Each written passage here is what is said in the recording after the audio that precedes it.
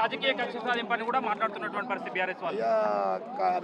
అది భారతీయ జనతా పార్టీకి సంబంధం లేదు, నేను కామెంట్ చేయాల్సిన అవసరం లేదు. నెంబర్ 1. నెంబర్ 2, కవిత పైన కక్ష సాధింపు చేయాల్సిన అవసరం లేదు. ఆమె మీద అనేక రకాలుగా వార్తలు వస్తున్న విషయం మనం చూస్తూ ఉన్నాము.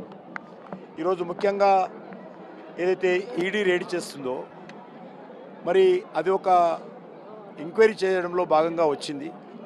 మరి ఆ రకంగా ఆమె ఈడీకి రమ్మంటే చాలా రోజులుగా రాకుండా ఆమె అనేక కారణాలు చూపిస్తూ తప్పించుకుంటూ తిరుగుతూ ఉంది. వాస్తవంగా నిర్దోషి అయితే ఈ యొక్క లిక్కర్ స్కామ్లో ఏమాత్రం మరి వారి ప్రమేయం లేకపోతే ఈడీ ముందు కానీ సిబిఐ ముందు కానీ కవిత గారు అటెండ్ అయ్యాల్సిన అవసరం ఉండింది.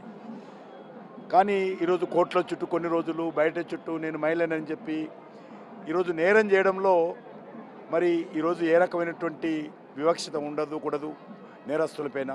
కాబట్టి ఖచ్చితంగా ఆమె నేరం చేయకపోతే ఈ యొక్క ఇన్వెస్టిగేషన్ ఏజెన్సీస్ ముందు చాలా స్పష్టంగా ముందుకు రావాలి, వచ్చి తమ యొక్క నిర్దోషిత్వాన్ని ప్రకటించుకోవాలి.